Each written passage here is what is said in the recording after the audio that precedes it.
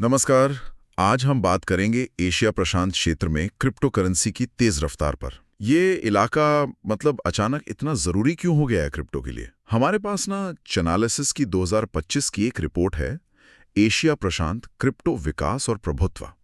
इसके कुछ खास हिस्सों पर आज हम थोड़ी गहराई से बात करेंगे, समझने की कोशिश करेंगे कि भाई ये एशिया प्रशांत खासकर जैसे भारत और जापान है, ये ग्लोबल क्रिप्टो सीन में इतनी तेजी से आगे कैसे बढ़ रहे हैं। तो चलिए शुरू करते हैं। सबसे पहली और शायद सबसे अहम बात, ये जो एशिया प्रशांत मतलब एपैक रीजन है, ये दुनिया का सबसे तेजी से बढ़ने वाला क्रिप्टो बाजार बन गया है। कई बार तो जो लेन देन मतलब ट्रांजैक्शन वॉल्यूम में उत्तरी अमेरिका से भी आगे निकल जाता है या टक्कर देता है। हाँ, रिपोर्ट के आंकड़े तो मतलब चौंकाने वाले हैं।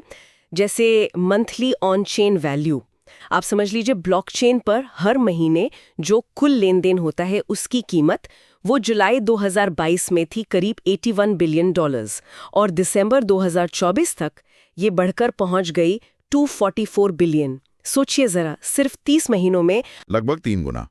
और 2025 के बीच तक भी ये हर महीने $185 बिलियन से ऊपर ही चल रही थी। हाँ बिल्कुल। और इसमें सबसे दिलचस्प बात ये नहीं है कि आंकड़े बड़े हैं, बल्कि ये है कि ये ग्रोथ दिखाती है कि ये क्षेत्र मतलब एशिया पैसिफिक पूरी दुनिया में क्रिप्टो का फ्लो कैसे बदल रहा है। ये सिर्फ इस इलाके की बात नहीं है, ये एक ग्लोबल शिफ्ट का संकेत है कि दुनिया का इकोनॉमिक सेंटर किधर जा रहा है। अच्छा, तो ये सिर्फ एक रीजनल बूम नहीं है? नहीं, बिल्कुल नहीं, ये उससे कहीं बड़ा है। अच्छा, ये तो भी पूरे रीजन की बात, लेकिन अगर अलग अलग देशों को देखें तो वहां क्या चल रहा है? रिपोर्ट में जापान का जिक्र है, वहां कुछ खास हो रहा है? हाँ, जापान की कहानी तो बहुत ही इंटरेस्टिंग है। रिपोर्ट बताती है कि जापान ने सबसे तेज ग्रोथ दिखाई है।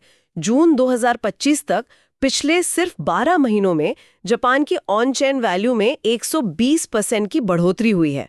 120%। 120, ये तो इंडोनेशिया 103%, दक्षिण कोरिया 100%, यहां तक कि भारत 99% से भी ज्यादा है। हाँ, वियतनाम 55% से भी काफी ज्यादा। तो ऐसा क्या किया जापान ने, मतलब ये इतनी तेज ग्रोथ कैसे? इसके पीछे कुछ वजहें हैं। एक तो वहाँ रेगुलेटरी सुधार हुए हैं, मतलब नियमों को बेहतर बनाया गया है। फिर स्टेबल कॉइन्स के लिए लाइसेंसिंग शुरू हुई है।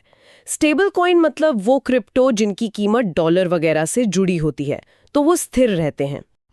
और साथ ही XRP जैसी कुछ क्रिप्टो करेंसी के ट्रेडिंग वॉल्यूम में भी काफी उछाल आया है। ओह, तो ऐसा लग रहा है कि वहां निवेशक उन चीजों में पैसा लगा रहे हैं जिनका शायद कोई रियल वर्ल्ड यूज हो। बिल्कुल, यही खास बात है। जापान का उदाहरण ये दिखाता है कि अगर नियम साफ हो और फोकस इस पर हो कि क्रिप्टो का असल में इस्तेमाल क्या है, तो निवेशकों का भरोसा बढ़ता है और मार्केट तेजी से ग्रो करता है।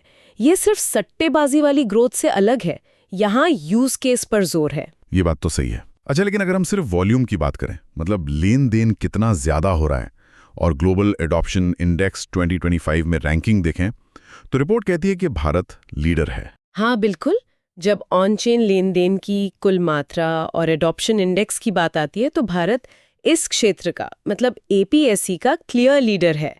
रिपोर्ट के हिसाब से भारत का क्रिप्टो बाजार तेजी से तो बढ़ ही रहा है, साथ में काफी कॉम्प्लेक्स भी है।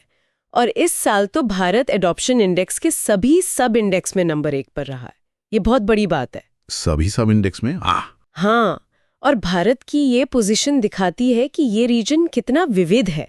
मतलब देखो, भारत वॉल्यूम में आगे है, लेकिन दक्षिण कोरिया वो जाना जाता है स्पेक्युलेटिव ट्रेडिंग मतलब सट्टेबाजी वाले ट्रेड और स्टेबल कॉइन के बढ़ते इस्तेमाल के लिए। अच्छा। वियतनाम में क्रिप्टो का इस्तेमाल रेमिटेंस मतलब बाहर से पैसा भेजने और गेमिंग में बहुत हो रहा है। और पाकिस्तान में लोग महंगाई से बचने के लिए स्टेबल कॉइन ज्यादा अपना रहे हैं। तो हर देश की अपनी अलग कहानी चल रही है। और जो थोड़े छोटे या ज्यादा मैच्योर बाजार हैं जैसे ऑस्ट्रेलिया, सिंगापुर, हांगकांग, उनका क्या रोल है? वो भी बहुत महत्वपूर्ण है। ऑस्ट्रेलिया, सिंगापुर, हांगकांग जैसे मार्केट्स जो हैं, वो इंस्टीट्यूशनल कैपिटल यानी बड़े निवेशकों का पैसा खींचने पर फोकस कर रहे हैं और इसके लिए वो मजबूत रेगुलेटरी फ्रेमवर्क बना रहे हैं ताकि वो भरोसेमंद क्रिप्टो हब बन सके। तो ये सब देखकर एक सवाल तो उठता ही है कि ये जो अलग अलग रास्ते सब अपना रहे हैं, ये भविष्य में कैसे चलेंगे? कौन सा मॉडल ज्यादा सक्सेसफुल होगा? सही बात है। तो मतलब इस पूरी बातचीत का निचोड़ क्या है? ऐसा लगता है कि एशिया प्रशांत क्रिप्टो अपनाने में दुनिया का सबसे डायनामिक और शायद सबसे विविध इलाका है। बिल्कुल सही कहा। आसान शब्दों में कहें तो एशिया प्रशांत की असली ताकत इसकी डाइवर्सिटी में ही है। चाहे वो जापान का यूटिलिटी पर फोकस हो, भारत का जबरदस्त वॉल्यूम हो या वियतनाम का गेमिंग के साथ जुड़ना हो। हर देश का अपना यूनिक तरीका है और नियम, इनोवेशन और यूजर्स की ज़रूरतें, ये सब मिलकर ही इस रीजन के क्रिप्टो फ्यूचर को तय कर रहे हैं। और चलिए अपने श्रोताओं के लिए भी एक सवाल छोड़ जाते हैं सोचने के लिए। एशिया प्रशांत के ये जो अलग अलग रास्ते हमने देखे, जापान का उपयोगिता पर जोर, भारत का वॉल्यूम पर दबदबा, वियतनाम का गेमिंग कनेक्शन, आपको क्या लगता है लंबे समय में ग्लोबल क्रिप्टो दुनिया के लिए इनमें से कौन से फैक्टर सबसे ज्यादा टिकेंगे या सबसे प्रभावशाली साबित होंगे? सोचिएगा जरूर।